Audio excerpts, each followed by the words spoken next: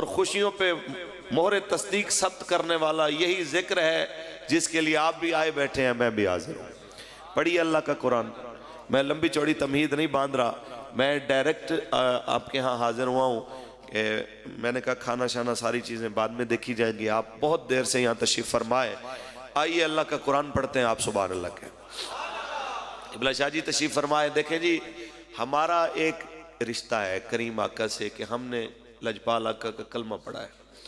सादात के दो रिश्ते हैं, कलमा भी पढ़ा है, साथ में खून का रिश्ता भी रसूलुल्लाह से। लिहाजा इनकी जो जिम्मेदारियां वो हमसे ज़्यादा बढ़ जाती हैं, इसलिए इतनी तकलीफ़ों के बावजूद भी हम देखते हैं कि सादात किराम इसलिए बढ़ चढ़ के आगे आते हैं। मुझे एक दफ़ा याद है कि अपना गिरफ्तारियां हो रही थी, उस मौके के ऊपर मुझे जिस वक़्त पुलिस वाले पकड़ने लगे तो एक ना कोई 40-45 साल की उम्र के एक सैयद थे, तो वो आके ना कहने लगे कि मौलाना को छोड़ दे, मुझे ले चले। तो उन्होंने कहा कि भाई आपका इससे क्या रिश्ता है? कहा ये मेरे नाने की इज्जत के लिए आया हुआ है, लिहाजा ये है कि भाई गिरफ्तारी का हक इससे ज्यादा मुझे है कि मुझसे मेरे नाना ने अगर पूछ लिया तो मैं क्या जवाब दूंगा। तो इसलिए मैं कह रहा हूँ कि सादात किराम जहाँ पे मौजूद होते हैं वहाँ पे ज़रा खुल के मज़ीद बात करने का मौका इसलिए मिल जाता है कि उनकी गैरत दीनी और गैरत मिली ये हमसे फिर इसलिए दो गुना हो जाती है कि फिर खून का रिश्ता जो रसूलुल्लाह से हो जाता है। आप सुभान अल्लाह कहें, मैं कुरान पढ़ूँ, ज़रा ऊँची बोलिए। खालिक कायनात ने इरशाद फरमाया, लक़द कान लकुम फ़ी रसूलिल्लाहि उस्वतुन हसना। अलबत्ता ताकि तुम्हारे लिए बेहतरीन नमूना रसूलुल्लाह की जिंदगी में है। ये कौन फरमा रहा है? तेरा और मेरा अल्लाह फरमा रहा है, उसका पाक कलाम फरमा रहा है कि अगर बेहतर तरीके से किसी ने जिंदगी गुजारने का सलीका सीखना है, तरीका सीखना है, मेरे हबीब के तरीके पे आ जाइए। उसी रिश्ते ने हमें रिश्तों की पहचान बताई है। आज बहन के दुनिया छोड़ जाने के बाद भाई अपनी बहन के लिए नबी के जिक्र की महफिल सजा के बैठा है, तो किसने सिखाया है कि बहनों की ये कदर होती है? किसने बताया है कि बहनों की ये वैल्यू होती है? आज माँ के जाने के बाद बेटा उसके लिए महफिल पाक सजाता है। आज जनाब आला बेटी के जाने के बाद बाप उसके लिए जनाब आला नेकी के काम करता है। वजह क्या है? ये कौन है जिसने ये रिश्ते सिखाए? ये वही करीम है जिसने फरमाया था अफ़शु सलाम इत्तामुत्ताम सिलल्लरहाम वसल्लु बिल्लैल वन्नासु नियाम अदखिलुल जन्नत बिस्सलाम। क्या लोग जिसे जानते हो या नहीं जानते उसे सलाम किया करो, भूखे को खाना खिलाया करो, खून के रिश्तेदारों के साथ अच्छा सलूक किया करो, और जब दुनिया रात को सोई हुई हो उठ के अल्लाह की इबादत किया करो। क्या होगा फिर? तुम्हें इनाम क्या मिलेगा? अदखिलुल जन्नत बिस्सलाम, जन्नत में सलामती के साथ दाखिल हो जाओगे। ये रिश्तों के साथ इज्जत के दर्स देने वाले वो नबी है, वो आपके और मेरे करीम है। जनाब आला उनका दीन अगर पाकिस्तान में नाफिज होता, उनकी शरीयत अगर यहाँ पे आज भी नाफिज हो जाए, तो जनाब आला 2-2, 4-4 मरले के झगड़ों पे भाई बहनों का कत्ले आम ये बंद हो जाए। पाकिस्तान में बहनों की जमीनों पे कब्जे करके सिंध में जनाब अपने आप को वडेरा कहने की आदत खत्म हो जाए। जनाब आला ये सारी आदतें खत्म हो सकती है, शर्त सिर्फ इतनी है कि हुजूर का दीन लाइए। नबी पाक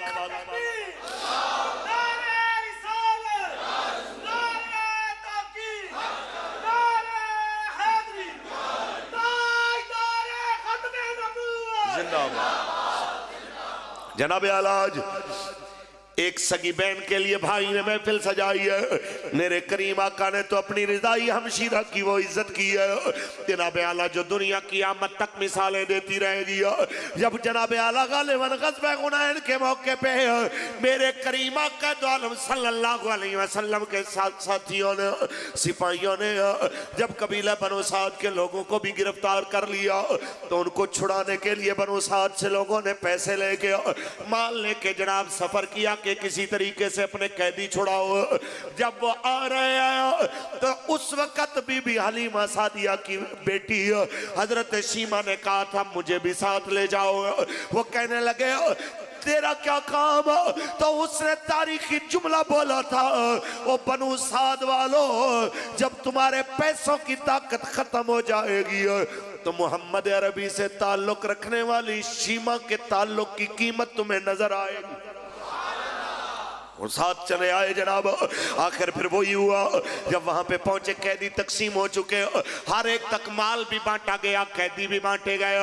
नबी रहमत सल्लल्लाहु अलैहि वसल्लम के खेमे की तरफ जब ये आने लगे तो जनाब आला सहाबा ने रोका है। तब ये बीबी कहती है मुझे हुजूर के पास जाना है, मैं उनकी बहन हूँ। तो सहाबा कहते हैं मेरे आका की तो कोई बहन नहीं है, उनका कोई भाई नहीं है, तुम झूठा दावा कर रही हो। तो उस वक्त बीबी शीमा की आंखों में आंसू आ गया। वो कहने लगी एक बार उनसे पूछ लीजिए कि अगर वो इनकार कर दे तो मैं बिल्कुल नहीं बोलूंगी, लेकिन अगर वो मान जाए। फिर क्या कहने लगे ठीक है। जब जनाब आला लाया गया, कहते हैं हुजूर ये औरत दावा कर रही है कि ये आपकी हमशीरा है। मेरे आका दो आलम ने फरमाया क्या तू शीमा है?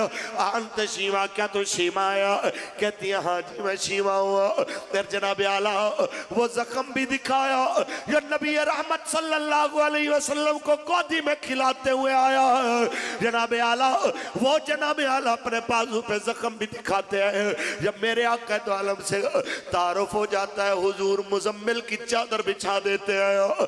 आज अपनी बहनों से सख्त कलामी करने वाले नौजवानों, घरों में बहनों से लड़ने वाले बच्चों, बस इतनी बात याद रखना मेरे नबी रहमत ने अपनी बहन के साथ क्या सलूक किया है। एक बार जरा इस पे गौर करना। मुजम्मिल की चादर मेरे आका ने बिछा दिया, दरवाजा बैठ जाइए, बताओ कैसे आना हुआ? तो कहती है हमारे रिश्तेदार यहाँ पे है जनाब, और कहती अपने शौहर के बारे में वो भी कह दिया, मैं उसे छुड़ाने के लिए आई हूँ। हुजूर फरमाते हैं तू अपने कैदी ले और चली जा, कोई पैसों की जरूरत नहीं है।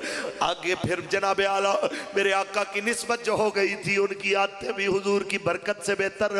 वो कहने लगी मैं जाऊंगी तो अकेली नहीं जाऊंगी, पूरी बस्ती को साथ लेके जाऊंगी, वरना कोई बात नहीं, मुझसे भी ले लीजिए पैसे, मुझसे भी ले लीजिए फिदिया। मेरे आका दो आलम ने फरमाया अच्छा परेशान ना हो, बैठो, मैं तुम्हें तरीका बताता हूँ। जब जोहर की नमाज होगी, जब मैं सलाम फेरूंगा, तुम्हारे कबीले वाले उठ के खड़े हो जाए और कहे मोहम्मद हम तेरी माँ के कबीले की तरफ से आए हैं, तेरी माँ हलीमा के कबीले की तरफ से आए हैं। ऐ प्यारे मोहम्मद हमारे साथियों को छोड़ दीजिए, जब तुम ये कहोगे तो आगे मैं जानू, मेरा काम जाने। और कमा काल नबी सल्लल्लाहु अलैहि वसल्लम, मेरे आका ने तरीका भी खुद बता दिया।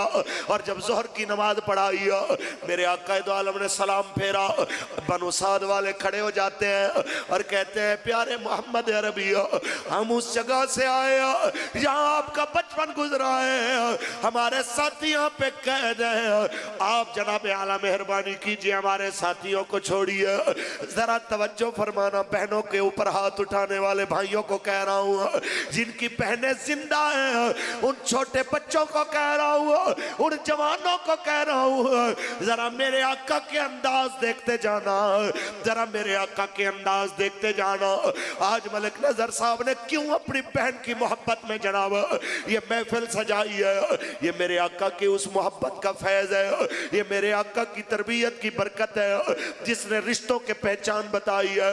मेरे आका को जब कहा गया हमारे कैदी, आका उठ के खड़े हुए सियाबा को फरमाते हैं ओ मेरे सियाबा, अगर तुम मुनासिब समझो तो तुम इनके कैदी वापस कर दो, ये बड़े मान से मेरे पास आए हैं, मेरे पास मेरी रिजाई हमशीरा को भी साथ लेके आए हैं। तो सारे सियाबा कहते हैं हुजूर हम भी आपके, कैदी भी आपके, जैसे चाहे फैसला फरमाया। तो मेरे आका दो आलम ने क्या फैसला किया, आपके और मेरे करीम नबी ने पूरे कबीले बनी साथ के जनाब आला कैदियों को रिहा कर दिया और दुनिया को यह पैगाम दिया, मैसेज दिया, लोगों अगर दूध के रिश्ते का मैं इतना कदर करता हूँ तो खून के रिश्ते का कदर तुम सोच लेना कि कितना ज्यादा होता है। अगर सिर्फ दूध का रिश्ता जनाब आला इतनी अहमियत वाला, तो खून के रिश्तों की अहमियत पे जरा गौर कर लेना।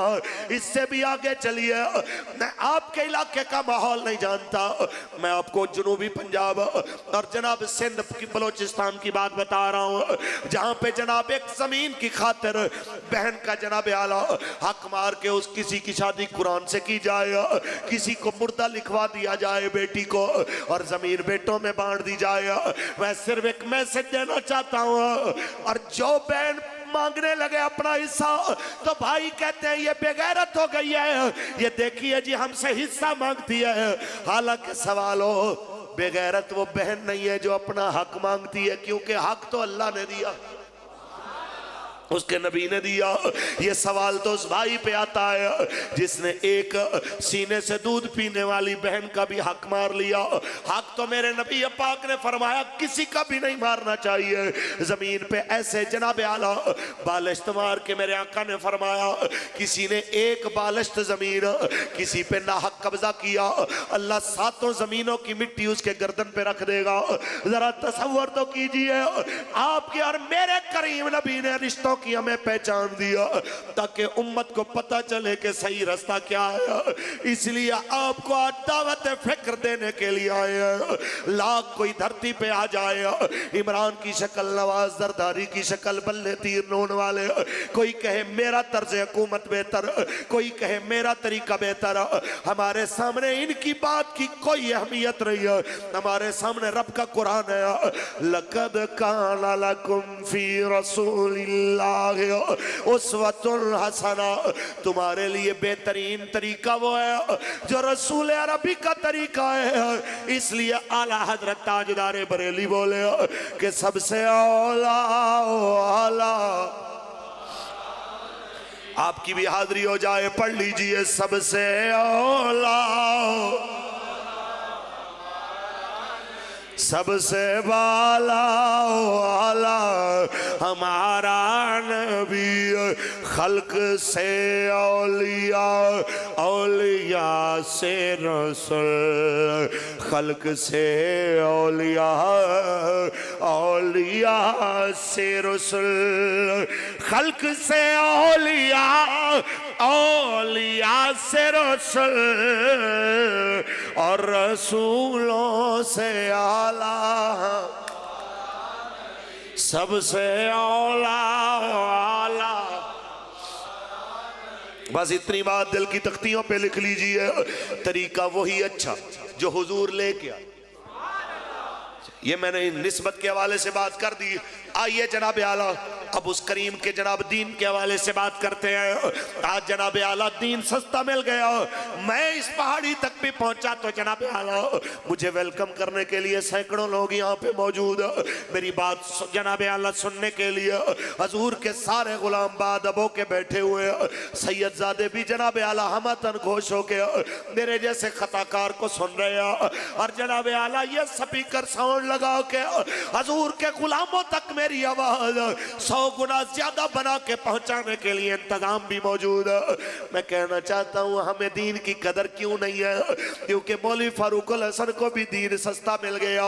मेरे कान में भी अजान पड़ गई और एक कान में तकबीर पड़ी गई है, आपके कान में भी अजान पड़ी गई, तकबीर पड़ी गई है। नाम मुसलमानों वाला रखा गया। दीन के लिए न भाई कत्ल हुए हैं, न बहनें कत्ल हुई है, न बाप कत्ल हुआ, न घर जला। इसलिए कदर खत्म हो गई दीन की। इसलिए जुमे के इज्तिमा का अलग अलग मंजर होता है, फजर की नमाज का अलग मंजर होता है, जोहर की नमाज का अलग मंजर होता है। ये जनाब आला हर नमाज, हालांकि नमाज तो 5 फर्ज थी, लेकिन फजर टाइम मौलवी साहब के पीछे 2 बाबे नजर आते हैं। बाकी जनाब आला मौलाना जनाब आला कभी 2, 4, 5, 7 नमाजी देखने वाला, कोई है सवाल करने वाला। रोटी खाते वक्त तो सारे इकट्ठे हो जाते हैं, बाबा भी कहता है, जवान भी कहता है, बच्चा भी कहता है मुझे भूख लगी है। अपने पेट और जिस्म की भूख मिटाने के लिए रोजाना 3-3 बार रोटी खाते हो, रोजाना 10-10 बार पानी पीते हो, लेकिन रूह की भूख कौन मिटाएगा? रूह की भूख कौन मिटाएगा? इसकी भूख तो नमाज से मिटनी थी, इसकी भूख तो कुरान से मिटनी थी, इसकी भूख तो ज़िक्रुल्लाह से मिटनी थी, इसकी भूख तो अल्लाह अल्लाह करने से मिटनी थी, इसकी भूख तो खड़े होके बैठ के लेट के करवटों पे अल्लाह का जिक्र करने से मिटनी थी। लेकिन क्या हुआ? क्योंकि ये जो आ गया, ये मोबाइल साहब जो तशरीफ ले आए, इसने जिक्र का टाइम भी ले लिया, नमाज का टाइम भी ले लिया, कुरान का टाइम भी ले लिया। एक तन्हाई बची थी, जब बंदा अकेला होता था, कमरे में अंधेरा होता था, तब बंदे को अपने गुनाह याद आते थे। हाय मेरे अल्लाह, मेरा क्या बनेगा? ये तन्हाई का भी दुश्मन आ गया, तन्हाई भी इसने छीन ली। बस मेरा इतना सवाल है जवानों, अपने आप से सवाल तो करो कि तुम कितने नबी रहमत के आशिक हो? क्या इश्क का यही तकाजा है उस पे दरूद भूल जाए, रोटी याद रह जाए? क्या यही इश्क का तकाजा है कि जनाब उसके दुश्मन उससे प्यार हो जाए, उसके दुश्मनों के तरीके से प्यार हो जाए? क्रिकेट इंग्लैंड की इजाद है, क्रिकेट अंग्रेजों का तरीका है। क्रिकेट से प्यार हो और 6-6 घंटे टीवी स्क्रीन के आगे मुंह दे के बंदा बैठा रहे। लेकिन जनाब आला जुम्मे के दिन मौलवी साहब के आगे बैठा हुआ बंदा अरबी खुतबा 6 मिनट भी नहीं सुन सकता, उसमें भी उन्हें नींद आ रही होती है। जिस कौम को 3 घंटे की फिल्म देखते आंख न झपके, और जनाब आला 6 मिनट का जनाब आला उसके सामने अरबी खुतबा भारी हो जाए। जो कौम नादरा की लाइन के आगे 6 घंटे खड़ी रहे और उसे थकावट ना हो, लेकिन तरावियों की जनाब आला सफ में खड़े होते 20 तरावियां मौलवी के पीछे पड़ते हुए उसकी टांगे कप कपाने लग जाए। जरा अपने आप से पूछिए तो सही, क्या ये इश्क है? क्या इसको इश्क कहते हैं कि जनाब आला सर्दी आई, मेरे आका ने फरमाया था अल्लाह को 2 चीजें बड़ी प्यारी है, एक गर्मियों का रोजा बड़ा प्यारा, एक सर्दियों का वुजू बड़ा प्यारा। सर्दी आई तो वुजू की डर से नमाजें खत्म, गर्मी आई तो प्यास के डर से रोजे खत्म। क्या ये मोहब्बत है हमारी? क्या ये प्यार है हमारा? प्यार तो इसका नाम है, एक जान नहीं करोड़ों भी हो उसके नाम पे कुर्बान।